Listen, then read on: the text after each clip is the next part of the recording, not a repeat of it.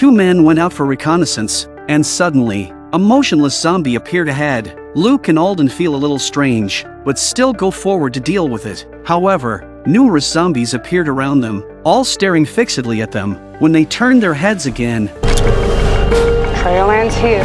The missing two didn't come back all night. Tara went out with her team to look for them. Connie suddenly noticed something in the distance. A group of zombies was feasting on something. Yumiko advised everyone not to rush in and to maintain a distance, observing their hands for hidden knives. There might be whisperers among them. As Yumiko finished speaking, everyone sprang into action. They attacked the zombies from a distance, not allowing them to get close. In less than a minute, all 7 or 8 zombies had been killed. They noticed the zombies were feasting on Alden and Luke's horses. Connie also made a discovery: these horses' wounds appeared to have been deliberately made with a knife to attract the zombies. It was likely the work of the Whisperers. Alden and Luke were probably in grave danger. Yumiko initially wanted everyone to split up and continue searching, but Tara stopped them. Tara insisted they return to the hilltop immediately as it was no longer safe outside. Several people looked at Tara with confusion. Were they giving up on finding the missing men? Tara's expression turned serious as she explained that the girl had lied about there only being her mother among the Whisperers. There could be 3 of them or even 300, so they'll go back to the hilltop and make a plan before they go out. The chief has spoken and the rest of us can't say anything else. Back at the hilltop,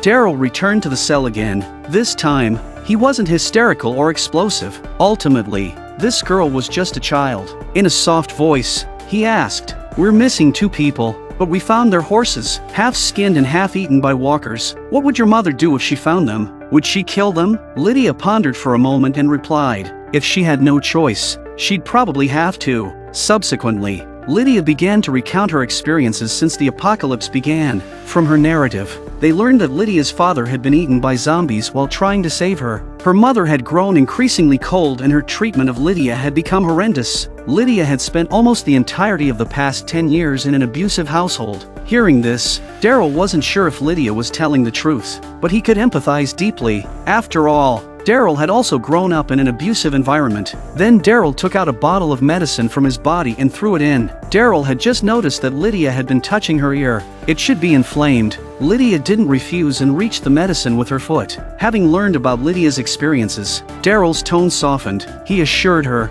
"You help us, and we'll accept you too." Lydia didn't respond directly. She only asked if Daryl could give her some water to drink. Daryl naturally agreed, turning to fetch water with a spoon. Just as Daryl extended the spoon to her, Lydia suddenly lunged, trying to grab the spoon as a weapon, but Daryl was prepared, catching her arm in a firm grip. He then gently rolled up Lydia's sleeve, revealing a series of scars covering her arm. Daryl released his grip on Lydia. It seemed that Lydia's accounts of her experiences were indeed true, and she had endured long-term abuse. With a heavy sigh, Daryl walked out of the cell. Later that night, Daryl returned with a branch in hand. As he walked, he began speaking. Sometimes parents find 1,000 reasons to hit their kids. Maybe they're drunk, or they're in a bad mood. They're all just assholes. Daryl's words were laden with emotion, as if he were reflecting on his own childhood. Daryl had thought that Lydia would empathize and help them locate their missing friends. However, Lydia's response surprised him.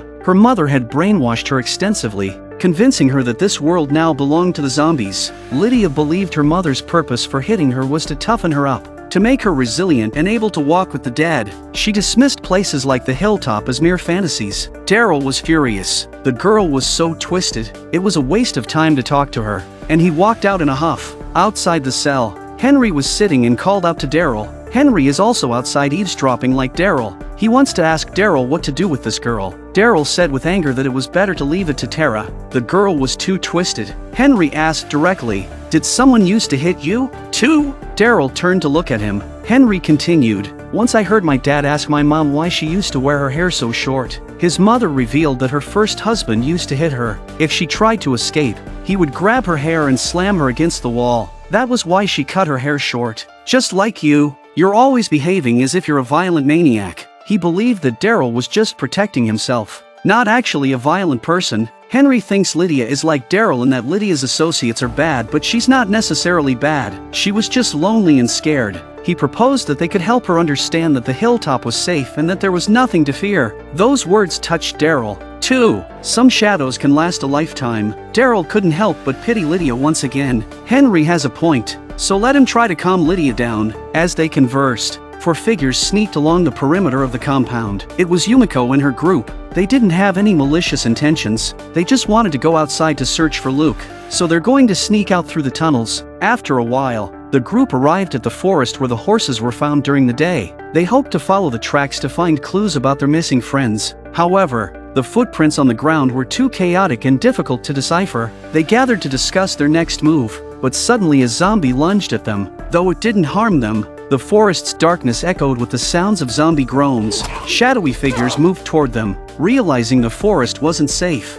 they understood the risks of nighttime action, and it might be futile as well. Yumiko suggested returning to the hilltop and searching during the day. They retraced their steps back, unaware that a few zombies were still lurking in the woods, eavesdropping on them. Meanwhile, Henry secretly made his way to the cell. It's the first time the two kids have seen each other's faces, but they both recognized each other's voices. Henry had always believed that Lydia was a good person. He covertly obtained a key and unlocked the cell door. Henry wanted to show Lydia around and demonstrate that good people lived here. Holding Lydia's hand, they strolled through the yard. Suddenly, a distant figure appeared. It seemed to be one of the patrolling members. They panicked, stepped on a brick and fell to the ground. Luckily, the people over there didn't notice them. At this moment, Lydia spotted something in the grass, looking like a treasure to her. Lydia dug out a worm from the soil and held it in her palm, removing the excess dirt. Curious, Henry followed her gaze. She then placed the worm in her mouth and began chewing. Henry was dumbstruck. Lydia then handed another worm to Henry. Henry hesitated, not reaching out to take it. Lydia thought Henry was thinking there was too much dirt and proceeded to clean up the bugs for him. Seeing Henry's hesitance, Lydia was puzzled. She wondered why he wasn't taking the delicacy she offered. Reluctantly, Henry took it from her and put the worm in his mouth. Attempting to chew it, he struggled to suppress the urge to vomit during the process. I just ate a worm. After finishing the worm, Henry continued walking with Lydia, explaining the layout of the hilltop and introducing the people living there. Lydia also cooperated with the conversation. Lydia's hand stealthily reached for the hammer on the table, preparing to use it to attack Henry and escape. Lydia looks around nervously and asks questions to distract herself, and Lydia's hand is completely gripping the hammer, despite what Henry says about how great this place is. According to her mom, it shouldn't exist. Just as Lydia was preparing to make her move, the sound of a crying child reached their ears. In the distance, a mother was soothing her baby to sleep. In that moment, Lydia thought about the pre-apocalyptic world, how her mother had cared for her so attentively, fearing for her safety. But slowly, her mother had changed. She shaved her head, and everything began to shift. She not only forced Lydia to wear a mask but also subjected her to frequent beatings. Henry sensed that something was off with Lydia and quickly called out to her. Lydia snapped back to reality but didn't say anything. She simply asked Henry to take her back to the cell. Unbeknownst to them, Daryl had been observing from the shadows all along. Even if Lydia had tried to harm Henry, he wouldn't have been hurt. Once they arrived in the cell, Lydia's mood remained subdued. Henry thought it was his fault and apologized before preparing to leave. At that moment,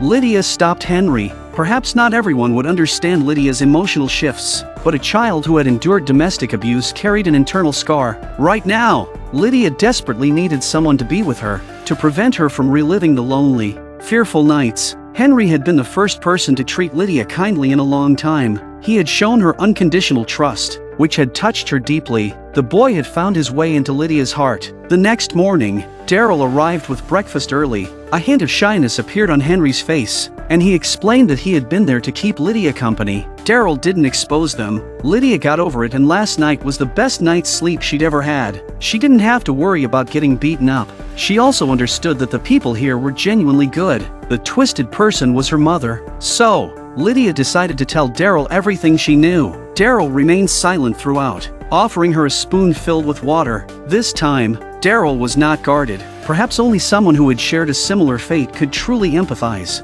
Lydia began to speak. Our group is called the Whisperers. My mother is the leader, and everyone refers to her as Alpha. She won't come looking for me. The entire group won't. If someone is captured or dies, they just move forward, as if those individuals never existed. Unless absolutely necessary, they usually don't antagonize larger survivor groups. Lydia continued. I was brought here initially to gather information, to feed them details when I escape. Otherwise, they have no reason to accept me again. Curiously, Henry asked, Are you really her daughter? How could she just abandon you like this? Lydia didn't respond, her eyes betraying a sense of desolation. Daryl then asked, what happens to our people if they're captured by them? Lydia answered with sadness, if my mother finds them, I can't imagine any reason they'd survive. I'm sorry, if you want to find them, there's a makeshift camp near the bridge, but we don't stay in one place for too long. We move with the zombies. After conveying this, Lydia began describing her mother's personality and character. For a good 10 minutes, Lydia recounted her mother's cruelty and ruthlessness. As they listened, both Daryl and Henry were left with a heavy feeling. Daryl also spoke to comfort Lydia and then he left. He was preparing to visit the Whisperers' camp. As he left the cell, Henry followed and asked a question. In his heart, Daryl had already decided to keep Lydia here. Outside, the four-person team had just returned beyond the fence. Yumiko looked up and saw Tara. They exchanged a glance, and Yumiko felt somewhat guilty, preparing to apologize to Tara. After all, they had left without a word. Upon reaching the enclosure, before Yumiko could speak, Tara was the first to ask if they had found anything. Yumiko could only offer an awkward smile and then apologized for their actions. In truth, the guards had already noticed their departure the previous night. Tara understood their concern for their teammates' well-being, but as the leader, she hoped that Yumiko would at least inform her when going against her decisions in the future. Tara simply didn't want to see more deaths. Yumiko was about to respond when a disturbance caught their attention from a distance. Yumiko picked up binoculars to get a closer look. A group of walkers was approaching from afar, but upon closer inspection, they realized these were actually the Whisperers. Connie, who was walking behind, senses something is wrong and sees it through the cornfield. The guards outside hurriedly pulled Kelly back inside the gate, but Kelly was concerned for her sister who was still outside. Meanwhile, Connie took cover in the cornfield. Tara is also in a bit of a panic. After all, she was new to being a leader. Tara hurriedly called out to Daryl in the yard. 2 minutes later, the Whisperers had reached the fence. The leader of the group was a bald woman. The men on the walls watched patiently, wondering what they were going to do. I'm Alpha, and we only want one thing from you. My daughter.